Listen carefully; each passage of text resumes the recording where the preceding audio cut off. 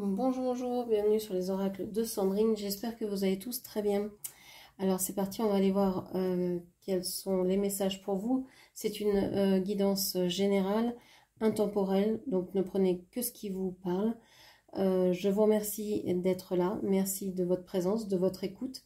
Je suis Sandrine, jardinière d'âme, et je vous propose donc des soins Reiki chamaniques, des lectures d'oracles personnalisées et des cocons d'accompagnement. N'hésitez pas à aller voir dans la barre de description. Vous avez toutes mes prestations et mes coordonnées pour pouvoir me joindre.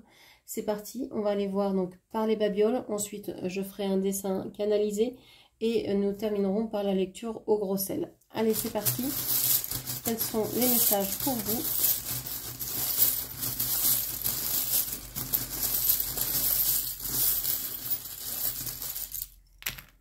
Alors,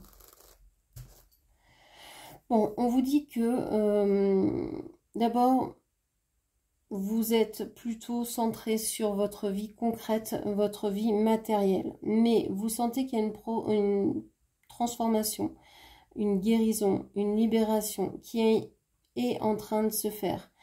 Vous êtes peut-être en train de vous séparer ou de vous éloigner de vos proches ou de certaines personnes qui étaient proches de vous jusqu'à maintenant. En fait, vous êtes en train de changer, d'évoluer, de grandir, de changer votre état d'esprit, de comprendre la vie d'une autre manière. J'ai l'impression qu'il y a plus de magie dans votre vie, mais en même temps, il y a plus de concret. Vous devez être plus concrète, plus présente dans votre vie, tout en y mettant plus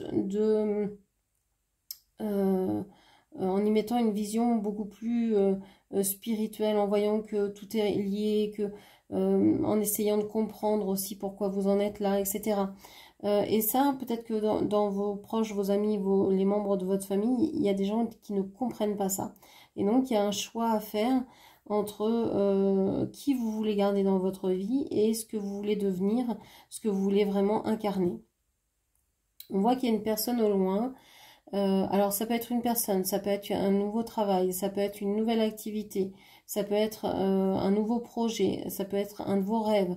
On voit qu'il y a quelque chose qui est en train de se transformer, qui est dans une peut-être triangulaire, qui est dans quelque chose de...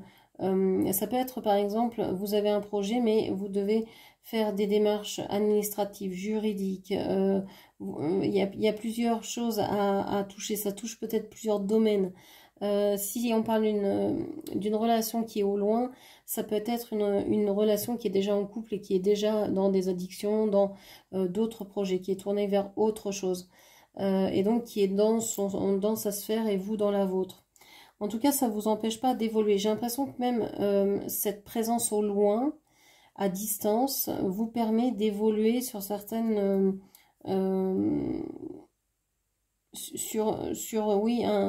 le fait de développer votre esprit, votre créativité, votre intuition, vos dons, ça dépendra de chaque personne.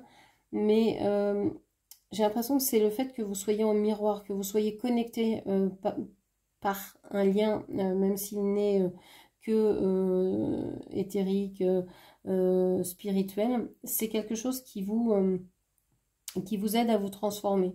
Ok. Même si c'est pas avec une personne, hein, même si c'est l'idée de pouvoir travailler, par exemple, dans une activité dans laquelle vous êtes hyper heureuse, hyper où vous seriez hyper contente d'être, ben voilà, c'est déjà une connexion qui vous permet d'avancer. Alors, pour le dessin canalisé, c'est le feutre gris. Alors, je ne sais pas ce que me représente le gris pour vous. Pour moi, ça parle plutôt de tristesse, de deuil. Le gris, c'est quand même quelque chose ouais, de triste. Le gris souris, de la souris. Je sais pas, c'est quelque chose d'assez sombre pour moi, d'assez... c'est une période oui, de deuil, on va dire. Bon, on va voir quel est le message ici pour vous.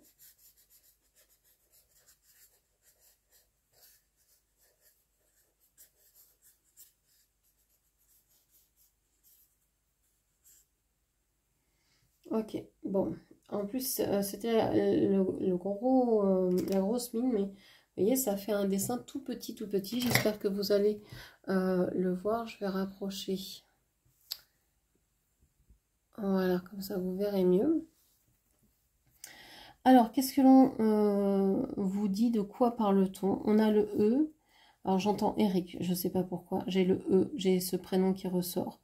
J'ai le L, j'ai le J, le M ou le W, le C, le S, le cœur. Ok. Qu'est-ce que l'on vous dit ici? On vous parle ici d'un lien énergétique qui vous a été interdit, le E et le L, qui vous a été interdit ou qui a été empêché, qui n'a pas pu se faire.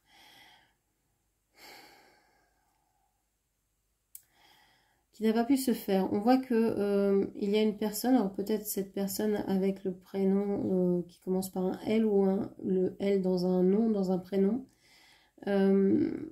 qui est relié à quelque chose, donc qui commence par un C, peut-être un autre prénom ou un lieu. Et on voit que cette personne se dirige vers une maison, une habitation. Peut-être que c'est ce que cherche cette personne, de pouvoir s'installer, de pouvoir être en joie dans un lieu. J'ai l'impression que ça ne vous concerne pas. Vous êtes extrait de ça. Vous êtes plutôt ici. Cette personne, elle fait sa vie. Elle a été connectée à vous, mais elle fait sa vie ailleurs. Elle a mis son cœur ailleurs. Même si elle vous a peut-être aimé pendant un temps, on voit que ça n'a pas été possible dans le concret. Donc, ce couple n'a pas été possible. On voit ici que vous êtes transformé. Ce E majuscule devient E minuscule. Ce L est toujours présent, mais j'ai l'impression que même si on a la tête du dauphin qui pour moi est le symbole vraiment de la spiritualité, du rire, de la joie, de l'entraide. Pour moi ici, vous avez pu aider cette personne, mais vous avez fait votre chemin. Et je pense que vous êtes dans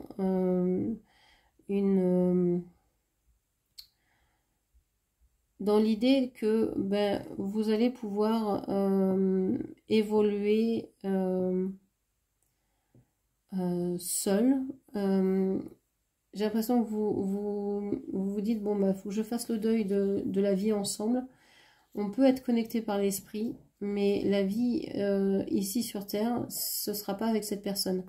Alors, soit je reste fidèle à cet esprit-là en me disant, je suis liée à cette âme, à cette conscience, et donc je n'ai personne d'autre, ou alors je suis liée à cette âme, à cet esprit, mais comme lui a fait sa vie ailleurs, je peux aussi décider de faire ce que je veux de mon côté. Vous décidez d'agir pour vous, ce qui est mieux pour vous. Donc ça peut être de vous mettre au travail, d'être vraiment active dans un métier qui vous convient. Ça peut être active à plein de niveaux, hein. Du moment que ça vous fait du bien, du moment que vous vous libérez, que vous vous ouvrez, ben voilà, c'est là-dedans que vous voulez être. Je pense que vous coupez. Je pense qu'à un moment, vous avez quand même attendu tout en faisant des choses, mais que maintenant, bah, vous vous dites non, mais c'est bon. C'est comme si vous aviez hissé le drapeau blanc qui vous dit, bon, bah voilà, là, je veux la paix, je veux être tranquille, je me sens libre et je l'annonce. Je suis libre de travailler, de faire ce que je veux.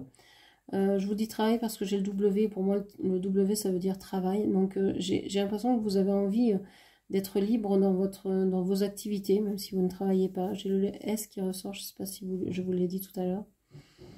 Et vous avez peut-être envie de vous mettre à faire, je sais pas, du sport, des activités physiques, à vous dépenser, à faire quelque chose de vraiment réel, concrète pour vous, dans votre vie à vous. Ici, on a la Raymanta aussi. On a cette idée que vous avez envie d'être humble.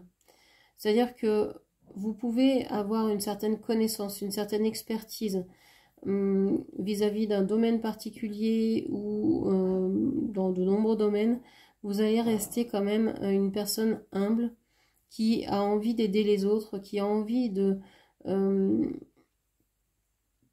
de pouvoir partager le chemin que vous avez vécu ensemble, ou pardon, non, pas le chemin que vous avez vécu ensemble. Vous avez envie de partager votre expérience avec d'autres. Voilà ce que je voulais dire. Que votre expérience serve aux autres.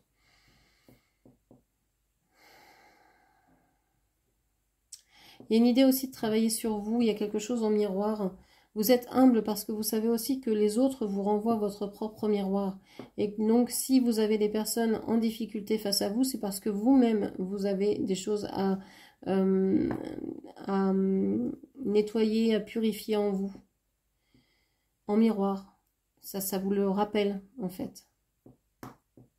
Je pense que vous avez vraiment envie de douceur dans votre vie, de ramener de la douceur, de la tendresse, de l'écoute de vos besoins,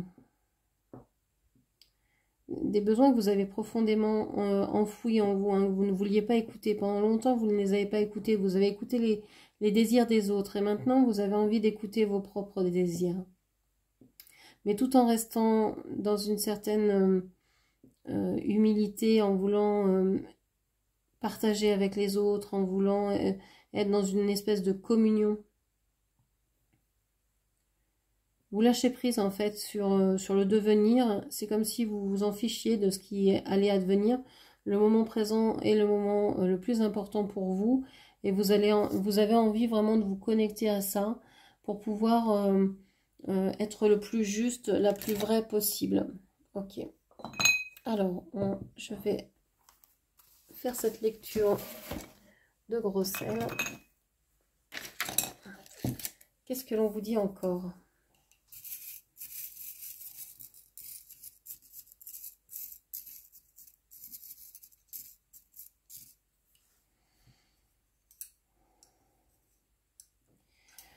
J'ai l'impression que vous avez quelqu'un en face de vous qui vous fuit, qui vous tourne le dos, qui ne veut pas vous parler ou qui ne veut pas être avec vous. On a une autre personne ici qui serait peut-être plus présente dans votre vie, qui est aussi beaucoup plus chantante. Je la vois comme un petit oiseau, un petit moineau. Qui est là, qui est discret, qui chantonne, mais qui... Alors, ça peut être ici un couple existant et puis une personne avec laquelle vous avez une distance et quelqu'un qui vient réveiller cette relation. Ou ça peut être l'inverse. Vous êtes dans une relation complexe avec quelqu'un qui est à distance et vous êtes en relation aussi avec quelqu'un de gai, de joyeux, ou en tout cas qui veut bien lui parler, qui veut bien vous écouter, qui vous apporte son écoute en tout cas. Qu'est-ce que j'ai d'autre? J'ai quelque chose en suspens au niveau du professionnel ici. Vous n'arrivez pas à vous lancer dans une entreprise. Alors vous êtes peut-être déjà en poste ou vous êtes peut-être déjà dans une activité. Vous savez que le travail pour moi, c'est là où vous êtes actuellement. C'est-à-dire que si vous êtes à la retraite, ben c'est l'activité dans laquelle vous passez le plus clair de votre temps. Ici, j'ai l'impression qu'il y a quelque chose en suspens et que vous ne réalisez pas vous ne voulez pas aller plus en avant parce que vous avez l'impression que c'est pas juste, pour vous, que c'est pas juste pour les autres. Vous avez un peu honte de ce que vous pourriez faire. C'est pas honte le bon mot. C'est il y a de la culpabilité. Je pense que vous ne voulez pas être dans une certaine abondance, ça vous fait peur, vous avez peur de votre propre lumière. Vous vous dites que trop, alors ça peut être trop d'amour, trop d'abondance, trop de joie, trop de réussite sociale, peu importe. C'est comme si c'était mauvais. Il faudrait peut-être moins. Donc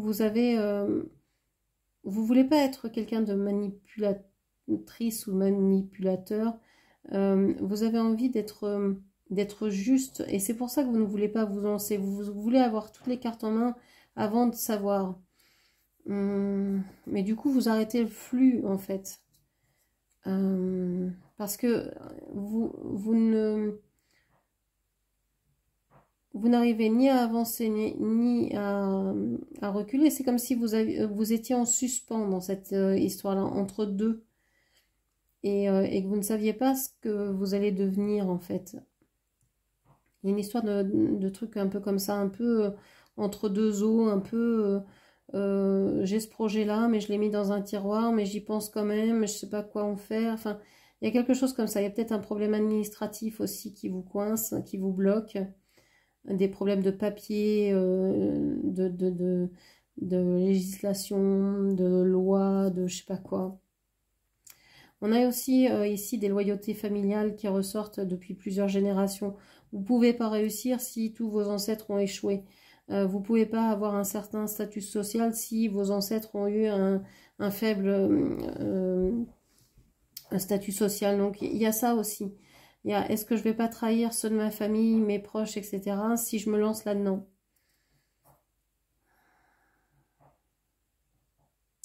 Et puis j'ai l'impression que vous êtes bien attaqué en ce moment par des énergies assez glauques. Alors ça peut être la nuit, ça peut être par les rêves, ça peut être qui vous empêche de dormir, donc vous n'avez plus toutes vos idées en place, donc vous ne pouvez pas choisir sciemment ce que vous voulez faire. Je pense que vous avez donc des attaques nocturnes. Vous pouvez aussi avoir un corps qui fait mal, qui craque. J'ai l'impression que vous entendez des choses, mais vous pourriez être clairaudiente, mais j'ai l'impression que vous êtes branché sur le mauvais canal. Ça doit venir de ces interférences-là qui vous font croire qu'il faut écouter certaines personnes et pas d'autres, et donc du coup, ils vous influencent et vous écoutez les mauvaises personnes. Sont souvent les personnes en colère, les personnes qui crachent du venin, quoi, qui crachent leur bile, ne sont pas à écouter. On peut critiquer quelque chose, critiquer un système, critiquer une personne, etc. Mais ça n'a rien à voir avec de l'agressivité. Pour moi, être agressive, être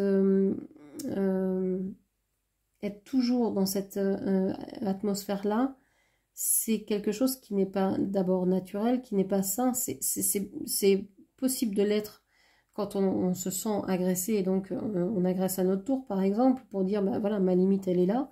Donc ça, c'est sain, c'est une défense, on va dire.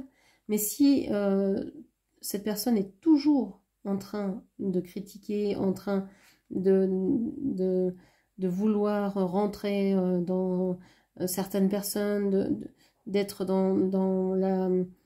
sur la défensive ou ce genre de choses, mais vous n'avez pas forcément à l'écouter si ça ne résonne pas avec vous, si vous n'êtes pas comme ça.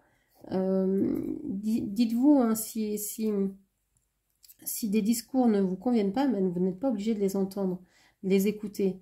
Vous pouvez aussi fermer la radio, la télé, changer de chaîne si ce que les gens vous disent ne vous plaise pas. C'est valable aussi pour moi, hein, si ce que je vous dis ne vous concerne pas ou ne vous parle pas, bah, ne laissez pas de message, hein, ça sert à rien, hein, moi je les efface de toute façon. Ça sert à quoi de me laisser, ça ne me concerne pas, bah, changez, regardez une autre vidéo qui vous concerne, qui vous parle, qui vous aidera. Je peux pas faire des vidéos qui vont concerner tout le monde, ce sont du général, c'est du général. Donc ça vous touche ou ça vous touche pas, mais voilà, celle d'aujourd'hui va peut-être pas vous toucher, et celle de demain vous touchera peut-être profondément.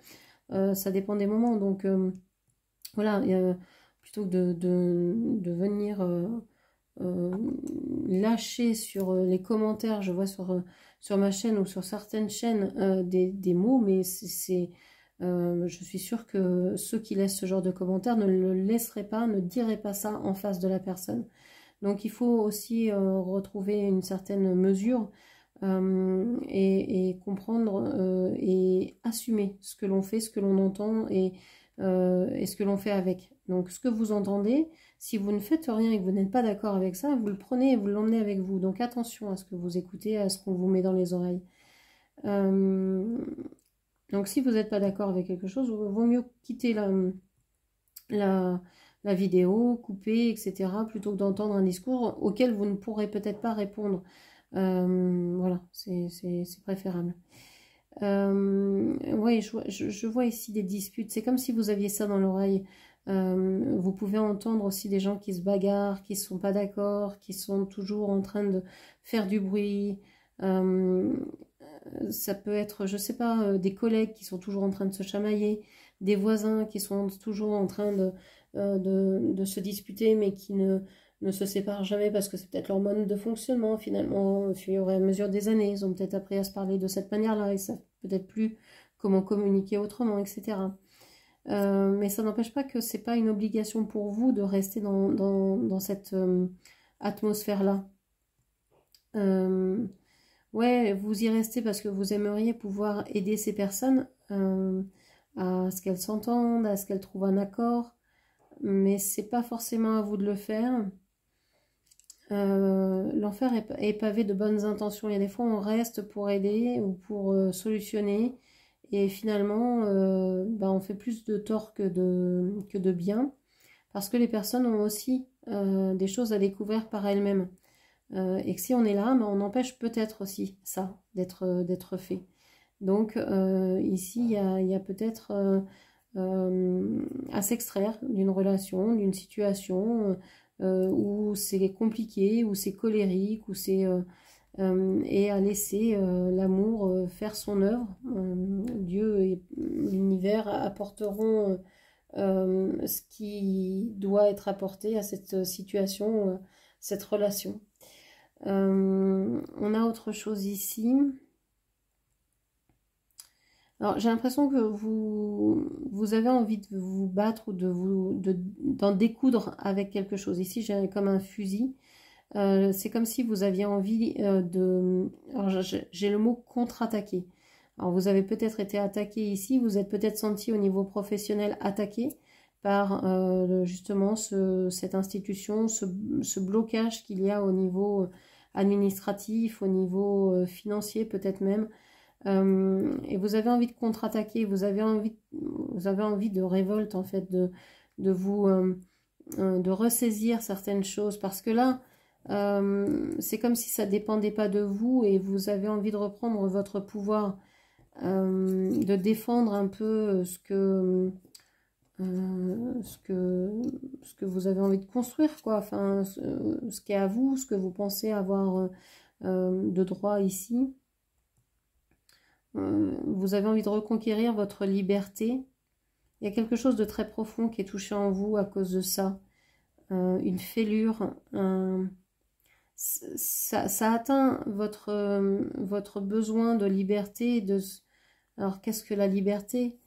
Ça, c'est un autre débat, mais ça atteint votre sensation de vous sentir libre de faire des choix. Et pour vous, c'est quelque chose qui est loin d'être tenable. C'est comme si non, on ne décidait pas pour vous, c'est vous qui décidiez pour vous-même. Mais on vit dans un monde, vous ne vivez pas seul dans une atmosphère clos, etc. Vous êtes dans un monde, donc il y a des interactions qui ne vous plaisent pas et ça vous met sur la défensive, ça vous met en colère. Vous avez l'impression d'être dans un jeu vidéo où plus rien n'a d'importance en fait, où les gens font un peu n'importe quoi sans se